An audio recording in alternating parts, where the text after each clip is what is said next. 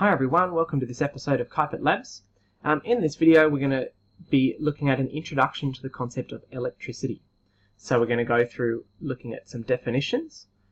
We're going to talk about the concept of something being a conductor or an insulator. We're going to talk about electrical circuits, and then we're going to go through some quick examples of situations where electricity applies in our everyday lives. Okay, so let's begin. We're going to start by thinking about looking at some definitions. Okay, so when we're thinking about electricity, it helps if I can spell it to start with. Let's start there. But essentially, the flow of charged particles is kind of the definition that we're working from at the moment. So the flow of charged particles. So you would remember when we looked at forces in Year 7, looking at this idea that that things can have an electrical charge that might be positive, or it might be negative, or it could be zero or neutral. Okay, so we've got positive, we've got negative, or we've got neutral. Okay, and so we're saying that if we've got charged particles that can flow from one place to another, that is electricity, and that carries electrical energy. So the flow carries electrical energy. So energy in the form of this flow of particles. Okay, and so these charged particles that we're talking about here, we're typically talking about these particles we call electrons. Okay, we're going to encounter the concept of an electron in detail in the future, but essentially this is the kind of definition that we're working with to begin with. Okay, so we've now kind of established a bit of a baseline sort of definition, or a kind of a starting point definition about what electricity is. Okay, what we need to do now is that we're talking about this. I introduced these two words, something called conductors and insulators. Okay, because based on how a substance behaves, we can, when we connect it to electricity, or when we make it interact with electricity, that we can sort substances into one of these two categories. Okay, does it conduct or allow electricity to flow, or does it not allow electricity to flow? So, something that is a conductor allows electricity to flow freely.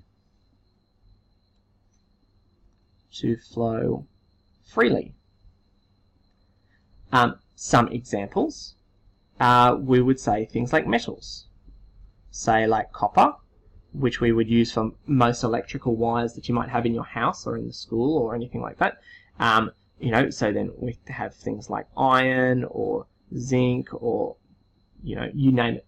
We also have some other conductors like graphite, which is inside your pencils, and that we can use to conduct electricity, and it's not a metal.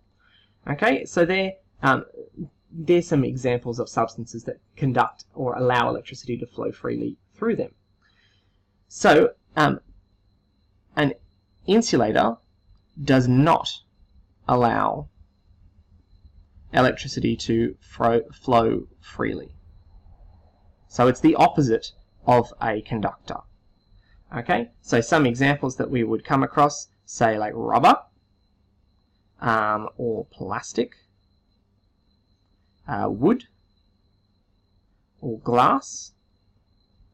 Okay, these sorts of substances don't allow electricity to flow freely. Okay, we use rubber, so that people who work with electricity a lot wear rubber-soled shoes, because the rubber doesn't allow electricity to pass through it. We do plastic to insulate electrical wires that you might put in the walls, so that the metal that's inside, which does conduct electricity, is protected from anything that might interrupt it on the outside. Okay, so those sorts of things. So we can, by applying electrical energy to a substance, we can tell if it conducts or if it is an insulator. So if it's a conductor or an insulator, so that's something we can test, and we will do that in the lab. Okay, So we talked about some definitions, we talked about some conductors and insulators, defining what those terms are and going through a couple of quick examples. Okay, so now we're going to go through this concept of an electrical circuit, okay, or circuits in the plural, okay, and so because when we're thinking about the flow of electricity, it has to flow somewhere. Okay, so let's say we're starting. I'll just start with a simple kind of illustration. Let's say we're starting with, say, like a AA battery that you'd have here. Okay, and so then so you'd have wires that connect from one end, and then wires that connect to the other end, and then let's say you connect them up to a light globe. Okay, so you might touch one side here, and then the other side touches to the bottom of our light globe. Okay, we've got a little metal, so this is kind of an old-fashioned one, a metal filament inside which glows when we do this. Okay, so what we have is that the wire, so we have a source of energy, we have a way for it to travel, and we have something that it is being used for. So we would say that this is an example of an electrical circuit. Okay, so we have a power source, we have what we would call a path, so that is a way for it to flow, and then we would have, now the technical term for this would be called a load. Okay, so that uses the energy. Okay, so we have a power source or a power supply, a path, and a load. Okay, and just to like that, I'll make them nice and obvious for you. Okay, so they're the kind of the three main things that any circuit would need. Now, in then one of the follow-up videos that I will do, I'll show you how we as scientists can look at an electric circuit and we draw them in a particular way to represent exactly what's going on. Okay, but so for now, as an introduction, just to show you that this is that we need electricity to flow, and we need it to flow in a loop, and so that energy starts from the power supply and then moves its way through and back. Okay, and so lastly, now we'll start to think about just a couple of quick examples. I'm sure that you can come up with a few, so I'll give you a couple, and then one of the follow-up exercises I want you to do is to add a few more to the list. Okay, so we've got some examples. Okay, so alright, we've got turning on the lights. Okay, so where we've got electrical to light. Okay, so you hit a switch on the wall, the electrical energy turns into light energy. Okay, so we would say maybe you've got an electrical heater. Okay, so you've got electrical energy being used to form heat or thermal energy. Okay, so that it's by making it hot, that's the purpose that it serves. Okay, so you might have, say, the speakers in, whether you say like you've got an example of a Bluetooth speaker or something like that, or the speakers that exist inside your iPad or your other device that we have electrical, okay, going to sound.